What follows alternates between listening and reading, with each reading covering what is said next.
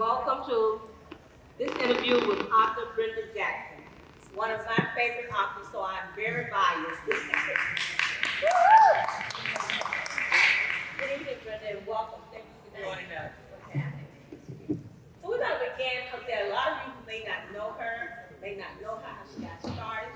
So we're going to start by we're going to start by asking you to share with those people who don't know you how you got started and when did you start writing? She's really going way back, way back.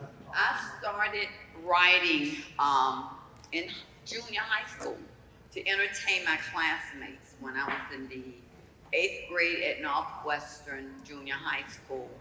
And I would write stories, and those were the sweet, innocent love stories, similar to Gidget and Moondoggie, if those of you who can remember the Gidget and Moondoggie beach stories, because a lot of them I think either were in Daytona Beach or California Beach. But anyway, I would do it on notebook paper, and I would write these stories on the weekend, and then my classmates would meet my school bus on Monday morning, and I would have 10 copies of these stories on longhand notebook paper, and they went all around the school. And this went on for a while until I got into trouble with my teachers because the students were reading my stories instead of paying attention in class. And I got sent to the Dean of Girls principal office, but that didn't do any good until they called my mom, and my mom came out to the school. But my career really was in business. I started with State Farm Insurance Company right out of school. I wanted to go into just to work in the private sector and be a professional. And I worked my way up, went to college through State Farm. But every time I would go back to my class reunions, my classmates who assumed that I would grow up to be a writer would ask me, what book did you write? And I would tell them none. So needless to say, to make a long story short, on a dare, I took them up on a dare and I wrote a book, got it published through Kensington. Tonight and Forever was my first published book 30 years ago this year. And they didn't just give me a 1-book contract, they gave me a 5-book contract. And during that time, there were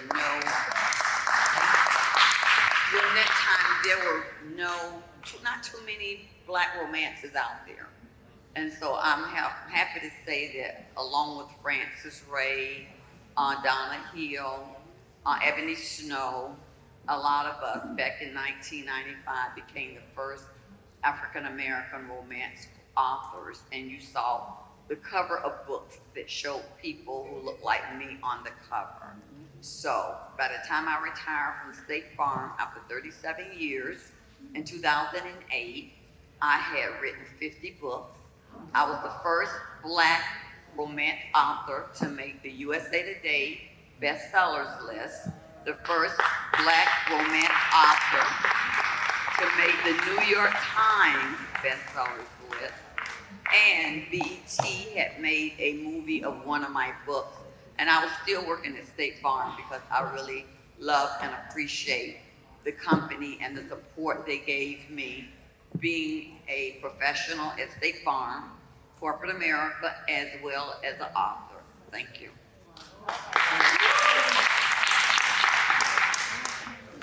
Brenda, we know that you started out writing in the romance genre. 95% of your books are basically romance. Now, we got some suspense in there, and we got some mysteries and some murders, and we know that soon your first young adult book will coming out. But did you ever think of writing in any other genre besides romance when you started? Not at all. And I say that very quickly because most of the people who read me know my history. I met my husband when I was 14. I still wear the Going Steady ring he gave me at 15. And even though my mom and his parents swore it was only puppy love, it was a lot more than that. We got married a year after I graduated from high school. We promised our parents we would not have kids right away. We were married like 6 years before we even had kids. We wanted to share the friendship.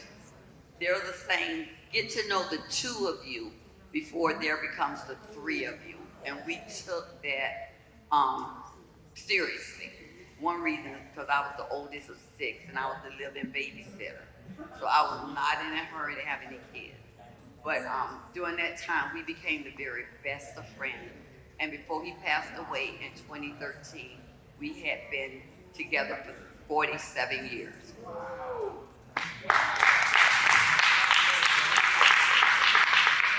She segued into my question number 3 because I was going to ask her, aside from her grandmother and Gerald, what other things inspired you? Okay, you said beside my grandmother and Gerald, and everybody who knows me knows my husband inspired me a lot. He would have a shirt on that I'm her inspiration and research, and he was. People inspire me. I have a t-shirt that says, I'm a writer, be careful what you say around me because I listen. And so people inspire me. People also challenge me who don't believe in love. I believe in love. I believe in the power of love. I believe there is a soulmate for everybody. You may not meet that soulmate the first time around, but I believe that everyone has a soulmate. And because I believe in romance, love, and passion, I like to spread it through my books. And so that's why I write romance. I believe in romance. Men have come up to me and said, we'll read your books. My wife, they're reading your book, but can you put something other than kissy bed in your books? So I've written romance novels that are action-packed romance novel. I have 3 now out there on Amazon Prime that you could look at. That's a murder mystery, a 3-part murder mystery. A Brother's Honor is the first one. A Man's Promise is the second one. And A Lover's Vow that came out last week is the third one. And the mystery of who did the murder do not get solved until the third movie. So I have a lot of movies out there, so catch them. Watch them. It's amazing when you interview somebody and they know what you're going to talk about, isn't it? Because segueing into my question, earlier this month, we know the last movie in the Granger series was released. I want you to tell us about that movie, and can we look forward to other books being made into a movie? Okay, my first book that was made into a movie was about BET.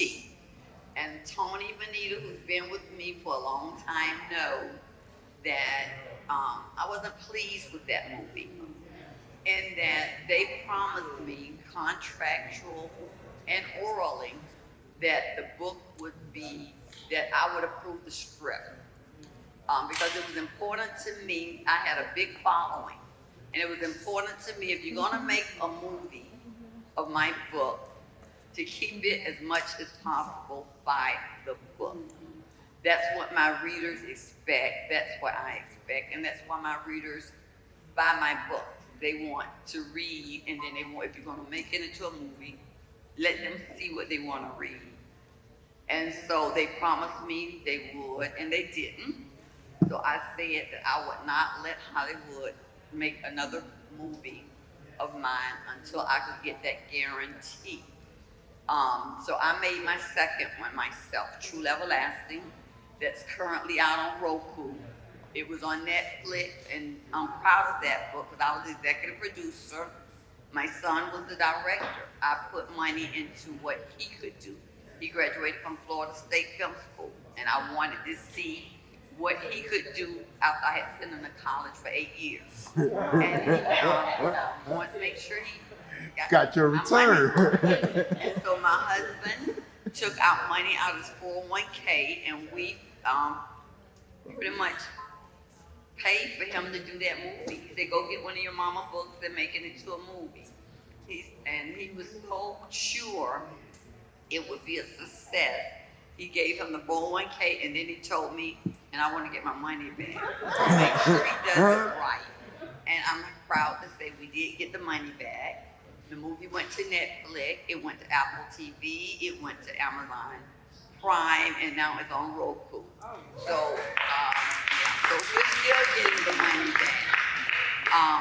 The book, the ones I just named, A Lover's Vow, not True Everlasting, A Brother's Honor, A Man's Promise, and A Lover's Vow. There are 3 books in the Granger series. I do family saga, and the Grangers was the Granger series. The father went to jail for killing his wife. His 3 sons were small at the time, but they grew up to be men to prove that their father did not kill their mother. And so in the 3rd book, you don't find out who did the actual killing until the 3rd book. When the book came out, there was a contest to figure out who did the killing. And no one could figure out who was the murderer. No one. And I got challenged by Essence Magazine. They said, oh, we got a team of people that at Essence Magazine, we're gonna read all 3 series and we will know who the murderer is. They could not, and that book was selected as one of the best books of 2015 by Essence Magazine. So let's see, the movie is by the book. It was filmed by Passion Flick that pretty much promised us that the movies would be by the book, and I'm proud to say, because I was on the set every single day to make sure I got to select the cast and everything, and then the movies basically went to Amazon Prime and Passion Flick. So it's a murder mystery. If you like murder mysteries and romance, then check out A Brother's Honors, A Man's Promise, and A Lover's Vow. But you won't find out who the killer is until A Lover's Vow, which came out February the 13th. What's next? I can't really say, but Hallmark, I'm working a deal now with Hallmark. And I'm working other movie deals that I can't discuss, but I'm looking forward to bringing more of my books to television, but only if I think they will do it right by my readers. Thank you. And I want to tell you, if you have not gone to Passion Flick and seen those 3 movies, it's worth the $5.99 that they're going to charge you to see all 3 of those movies. Just do your movie night. Start with book number 1 and go to book number. Get your favorite adult beverage, okay, your Pepsi or whatever it is that you want. Start with book number 1 and go all the way through. Makes the best movie night at home in your pajamas, so you don't have to go outdoors. Okay. Brenda, we know that your 150th book is going to drop on April the 1st. You're going to drop 6 books this year. 6 books will be dropped this year, with the first one being, dropping on April the 1st. Do you have a total number of books you want to write before you retire your pen and your computer? Well, when I started this journey, because I was in corporate America, my goal, just to satisfy my classmates, were to write 5 books in the Moderator series. My readers are the ones that pushed me to write more, because the first 5 books was the 3 brothers, the uncle, and the sister. But along the way, I introduced friends of theirs, and so my readers figured that they need books. So now that book series is up to 24 novels. And then I have the Westmoreland that's up to 45, I think, novels, yeah. So, I write family sagas because I have a big family and I believe in family. Your question again was what I need to... How many books? How many books you said right before you retire your pen and your computer? As long as I can have thoughts, and I'm what you call a pantster. Writers are either a plotter or a pantster. If you're a plotter, before you sit down to the complete computer to write, you have plotted your novel. You know what's happening in every chapter. You know how the book will end. You know everything about that book. That is a plotter. I'm a pantster. I write by the seat of my pants.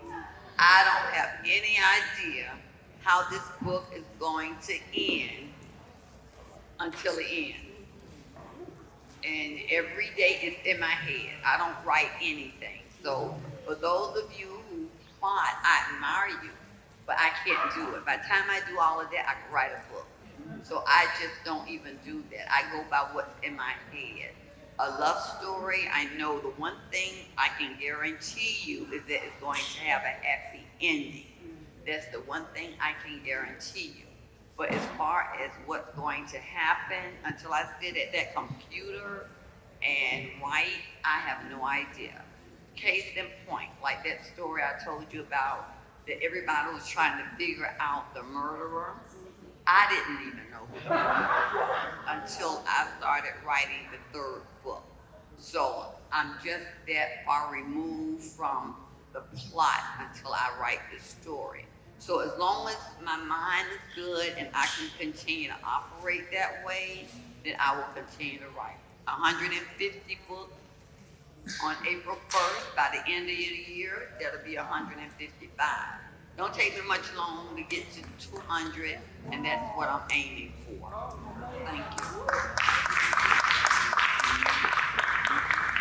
For those of you taking notes, on April the 1st, the book is entitled Spilling the Tea. It's the F.R.E.S.H Family and Friends series book number 150. On May 6th, The Mystery of the Missing Lion Club is her first young adult book, and the two children in the book are from parents from one of her other series, so you'll get to go back and see what the parents are doing. On June 2nd, it's Sexual Healing. It's a Steele book. Steele is another one of her family series sagas. July 22nd, Masters of the Game, from another one of her series, The Masters Family. November the 4th, a Montgomery Family Thanksgiving. Now that Montgomerys is Sub Mills, okay? But they're gonna share Thanksgiving. We know what family Thanksgivings can be like. And December of 2025, Christmas with the Steeles. The Steeles is another loving family. So that's what you have to look forward to for the year 2025 for Miss Brenda Jackson.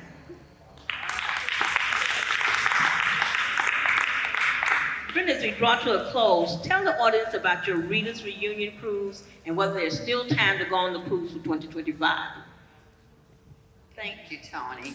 As a way, one thing I do believe in doing is giving back. And God has blessed me with such success, not only in my writing, but like I said, I retired from State Farm Insurance Company. So this gave me a chance to give back and with scholarships. I've always believed Benjamin Mays when he said, a mind is a terrible thing to waste. And when my kids were in college, all they had to do was pick up the phone and say, I need. And me and their father, me and my husband made sure they got it. Then we talked about it one day. What about the kids that didn't have that luxury of calling their parents saying, I need money for a book. I need money for this. So we established a foundation, the Josephine Streeter Threat Scholarship Foundation, that was named for my grandmother, who was a beautiful Southern woman who basically every October would make pies and tea cakes, and she would sell them to raise money to send to various colleges, mostly Florida A&M, Florida Memorial University, and different colleges to keep kids in school. So when she died, I promised her if I was ever successful, I would continue her legacy.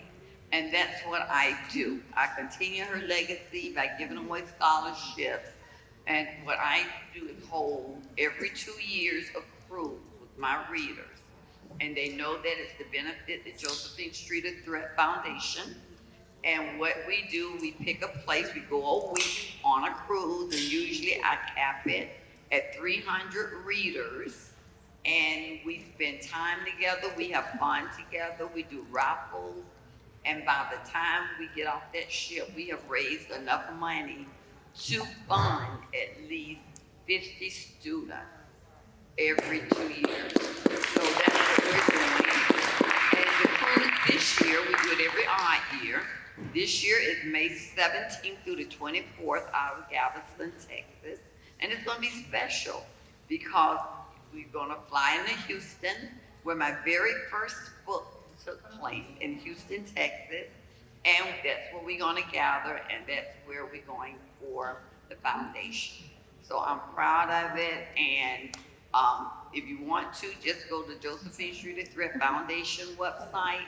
You can donate to it, or you can join me on the cruise, because I look forward to a lot of fun games, spend time with readers.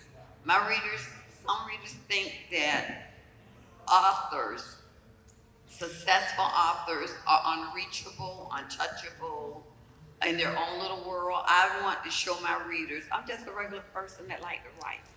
I don't think myself of anything other than one of them, and I want them to feel like they can ask me about my book. I won't tell them about any plot because I don't plot. But you know, we just have good fun, and at the end of the cruise, they know Brenda Jackson, and that's what I want them to know me and know that I just want to write books to entertain them. Thank you. And again, I'm going to piggyback and tell you, I am a blessed child. I have been fortunate enough to go on every one of Brenda's cruises. And yes, I'm going on this one in 2025. And the good Lord willing, and the creek no wise, 2027, I'm going too. Oh yeah, my husband goes, Brenda's other Gerald, my Gerald, goes too. And that's the only thing he does with me, is go on the cruises. Right now, he's laying in the hotel room. He told me she had a book thing. She'll be back after a while. Brenda, please tell our audience as we come to a close how we can stay in touch with you, how they can join your website, and where they can find you, and what's your next literary event for 2025. My website is www.brendajackson.com. I have a book club on Facebook, the Brenda Jackson Book Club, which is up to over 5,000 members right now. You can find me basically if you contact my website. I do speaking engagement. I do a lot of things. Go through my website. My publicist, Shay Bohanna, Shay at House of Bohanna. She will be glad to book me, wherever. But that's how you contact me. And I would love for readers to reach out to me. You can reach out to me through my website. I do a newsletter. Sign up for my newsletter. I give you a lot of information in my newsletter where I'm going to be. My publisher, which is HarperCollins.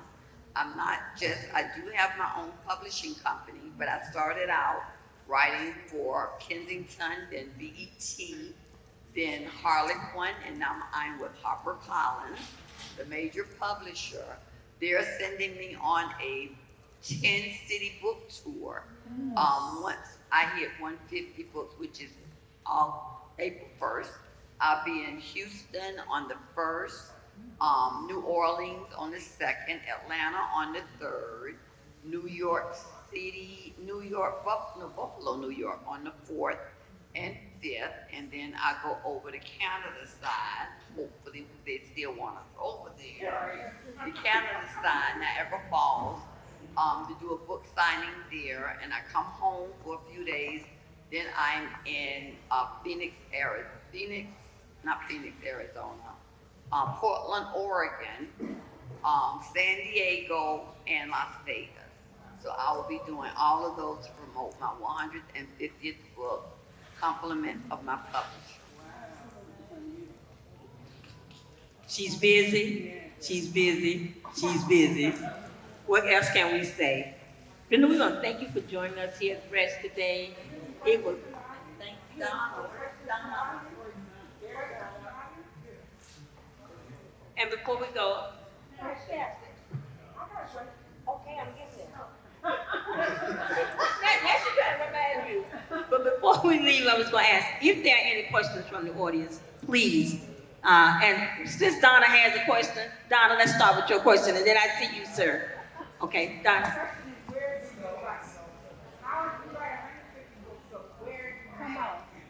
Where?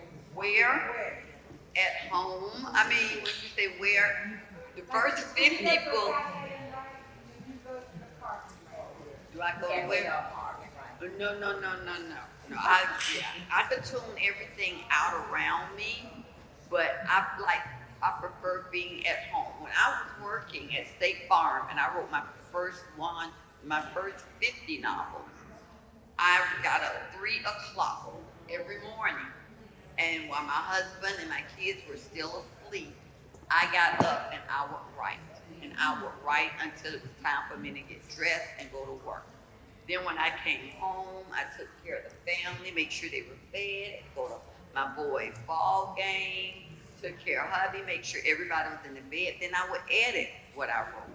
And I would try to get in the bed by 11 o'clock, knowing that I was going to get up 3 o'clock the next morning to do the same thing. So that was my routine. And that's what I did. And I did that until I wrote my 150th book. And then I retired from State Farm. And I retired from State Farm because my publisher asked me, when are you retiring? And I'm like, when I'm 62. They said, we make it worth your while. Would you consider retiring at 55? I said, well, I'm not sure, because I want to be Miss State Farm. I'm on this road to being, one of the first Black managers and all of that. And it was more, writing was just a hobby. And then Uncle Sam, F.R.E.S.H showed me, no, it's not a hobby. It's not a hobby. I decided to come home and just write full time when Harlequin, it wasn't HarperCollins at the time, told me that they would retire both me and my husband if I came home and write. I said, put it in paper, let me see it in writing, and they did. And I'm glad now that I thought it was going to be hard because I like to get up in the morning. I love to get dressed like I'm going somewhere. And for the first year, even though I was at home, I still got up and got dressed like I was going somewhere just to go into my office at work because I was just that structure. So that's where I write. And even now, I have an office and I write there. I can't go to no cafe or anywhere. I have to write in my own little area. Yes, sir. I've got a couple of questions. Okay. The publicist, HarperCollins. Yes. What genre do they? What genre does everything? They do everything. HarperCollins is one. There's really only 5 major publishers: Simon & Schuster, Random House, Berkeley, HarperCollins, and Macmillan. Those are the 5 major publishers that does everything. Now you have others like when I wrote for Harlequin, that's all they did was romance. What attracted you to HarperCollins? Nothing. I mean, they bought out Harlequin. So when they bought out Harlequin, I became part of the HarperCollins family. And they, took over Harlequin, and everybody had heard of Harlequin. And Harlequin was their own subsidiary. They had been around for years. They were owned by a Switzerland company, newspaper. And they have been in the United States forever. And HarperCollins, who they bought out Harlequin, so that's how I became part of the HarperCollins family. And it's been an advantage because their budget is bigger, so they can afford to do other, do things for their authors. Yes. Okay, last question. Your publicist. How did you get connected with your publicist? What connected you? My publicist, Shay Bohannon, she's my niece, first of all. So, we keep it in the family. And she was very knowledgeable. Shay, up until a few years ago, she was commentating the story. But some of the men have the same characteristics, but what makes them different is family values. Like my Moderators, I know what they stand. They're ranchers. So yeah, they're ranchers. And my Westmoreland, they are players. They are players. They're businessmen, wealthy tycoons. So, you know, each one have their own different trademark. And the Westmorelands, I think, are the most popular right now because there are cowboys and women love to be a man that's Stetson with boots riding a horse, but they're wealthy cowboys. And so the characters are all different, even the brothers. And I write about cousins. And when I end a series, it's nothing for my publisher to come say, don't end it yet. Find some cousins. And I do find cousins, don't I? I find cousins. If they want me to find cousins for a good deal, I find long lost cousins. Because all of us have these long lost cousins we don't know about that shows up. I don't mind writing about them. So that's how I determine about the characteristics of my characters.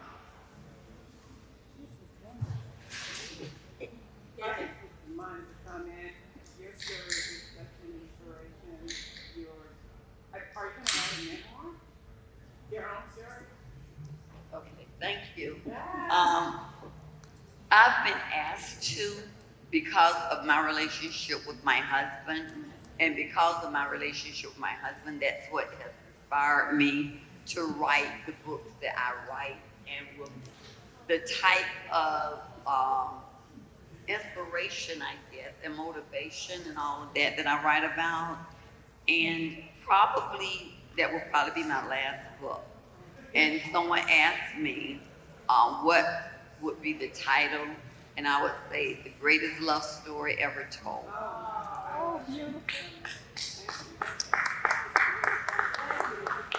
Any other questions?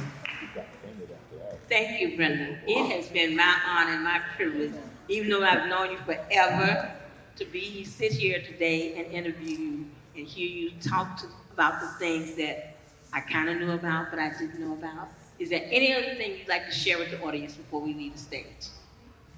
My young adult book, I'm asked, how do you go from writing hot, steamy romance novels to young adult books? Again, I blame it on my readers. Because they have young kids around and say, Mommy, why are you reading another Brenda Jackson book? Can I read that book? And we say, no, absolutely not. But what I am doing, I am taking the next generation of my characters, and I've aged the little kids now that's only 8, 9 in the books I'm currently writing, and I've made them teenagers. And one thing, when my boys were growing up, one thing I could do to entertain them was to give them a Nancy Drew Hardy Boys book. So I decided, wait a minute, I've written this character named Alex Maxwell, who is an ace private investigator. He married Christy Medeiros, who's an investigative reporter. They got a little girl named AC. I could see her growing up being a black Nancy Drew. So I've made her a black Nancy Drew.